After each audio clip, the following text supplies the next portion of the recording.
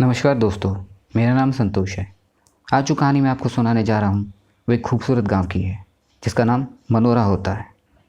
एक दिन की बात होती है। कुछ लकड़हारे मनोरा गांव के जंगल में लकड़ी काटते रहते हैं। तभी अचानक उन्हें बांसुरी की मनमोहक धुन सुनाई देती है। वे सब उस दिशा में जाने लगते हैं जहाँ से बांसुरी की धुन सुनाई देती रहती है। वे सब एक पेड़ के पास जाकर खड़े हो जाते हैं। बांसुरी की धुन उस पेड़ से ही आती रहती है। वे सभी बांसुरी की धुन में मदहोश हो जाते हैं। तभी अचानक उस पेड़ की टहनी निकल कर आती है और उनमें से एक लकड़हारे के सिर के आर पार हो जाती है।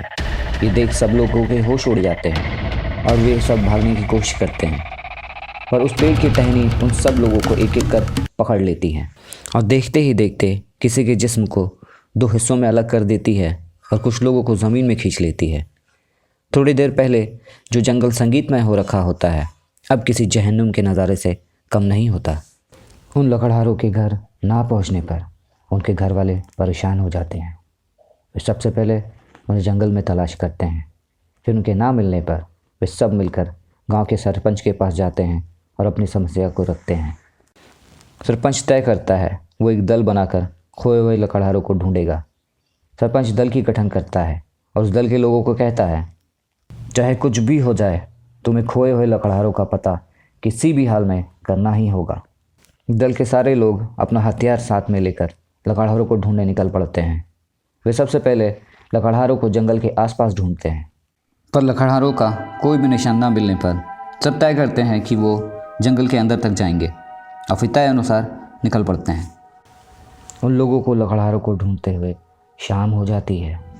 वे सब एक जगह इकट्ठा होते हैं और आग लगाने के लिए लकड़ियों का बंदोबस्त करने लगते हैं। दल में सबसे बड़ा जयदेव होता है। वो लोगों को कहता है, अब हम उन लोगों की तलाश सुबह करेंगे।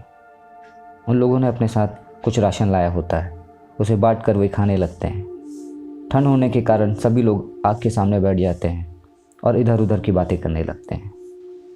तब जयदेव अपनी आप बीती सुनाते हुए कहता है, एक बखत की बात है जब मैं जवान और मजबूत इरादों का था। एक गांव था खम्बली नाम का। वहाँ पर एक आदमखोर शेर ने आतंक मचा रखा था। आए दिन वो शेर गांव में से किसी न किसी इंसान को उठाकर जंगल ले जाता। शेर के द्वारा उठाए गए लोगों की लाश जंगल के किनारे ही मिलती थी। गांव के लोग अब रात को बाहर निकलना बंद कर दिए थे। कई लोग तो गांव छोड़कर जाने भी लगे थे। गांव का सरपंच, जिसका नाम विष्णु था, इस हालात से निपटने के लिए उसने बाहर से शिकारियों को बुलावा भेजा और साथ ही ये भी कहलवाया कि जो शिकारी इस आदमखोर शेर को मार गिरावेगा उसे काफ़ी बड़ी रकम दी जाएगी। रकम बड़ी होने के कारण कई शिकारी गांव में आए और उस आदमखोर शेर के शिकार पर निकल पड़े। तो बहुत सारे शिकारी खुद ही उस शेर का शिकार बन गए। पर आखिरकार एक अनुभवी शिकारी, जो कि मेरे चाचा थे, उन्होंने उस शेर को मार गिराया। मैं अपने चाचा के ही साथ था उस शेर के शिकार पर। वो शेर वाकई काफ़ी बड़ा था। उसके मरने पर सभी गांव वालों ने चैन की सांस ली।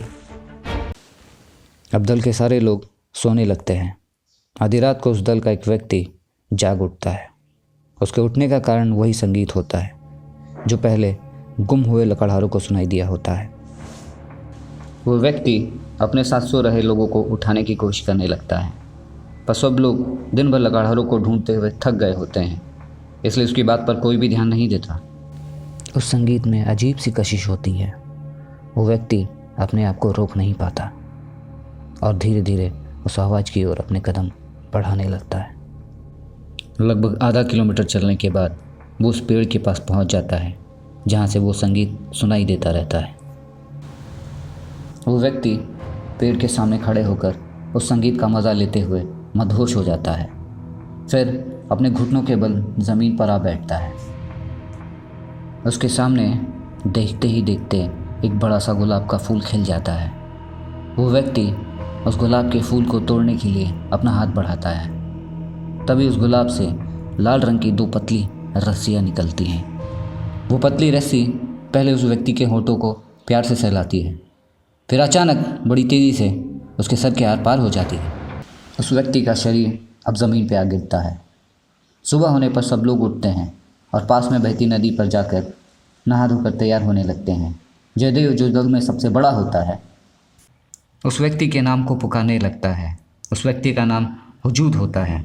वो उसे दल के साथ ना देख उसके बारे में बाकी लोगों से पूछने लगता है।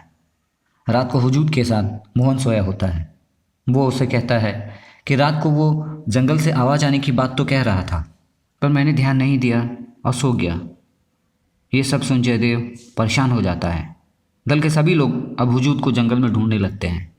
जयदेव अपने आप से कहने लगता है, हम आए थे यहाँ गुम हुए लकड़हारों को ढूंढने, पर अब हम अपने ही किसी आदमी को ढूंढ रहे हैं। वे लोग पूरा जंगल छान लेते हैं, पर उन्हें हुजूद का कोई भी निशान नहीं मिलता। हुजूद को ढूंढते हुए अब शाम हो जाती है। दल में से एक बंदा जिसका नाम पितेश होता है, वो जयदेव से कहता है, भैया इस जंगल में कुछ तो अजीब है, वरना पहले तो वो लकड़हारे और अब हमारा हुजूद गुम नहीं होते। हमें रात होने से पहले ये जगह जल्द से जल्द छोड़ देना चाहिए। जयदेव उस पर चिल्ला कर कहता है, अगर तुम्हें इतना ही डर लगता था तो फिर हमारे साथ आए ही क्यों? रात होने पर जयदेव सबको कहता है कि दल में से 2 लोग बारी बारी से जगेंगे और बाकी लोग सोएंगे। रात को वही संगीत फिर से सुनाई देने लगता है। जयदेव सबको कहता है कि जल्द से जल्द मशाल जला लो। अब सब लोग मशाल जला लेते हैं। जयदेव उन सबको लेकर उस दिशा में बढ़ने लगता है जिस तरफ से वो संगीत की आवाज़ आती रहती है। इस पेड़ को जलाने के लिए लकड़ियाँ लाओ। सब लोग लकड़ी लाकर पेड़ के तने पर रख देते हैं। बलदेव अब लकड़ियों को जलाने को कहता है। सब लोग डर कर पीछे हट जाते हैं। जयदेव पितेश को इशारे से आग लगाने को कहता है। पितेश जैसे ही अपना मशाल लकड़ियों की तरफ करता है तभी बहुत ज़ोरों से आंधी आती है। सबकी मशालें एक एक कर बुझने लगती हैं। दल के सभी लोग डर जाते हैं।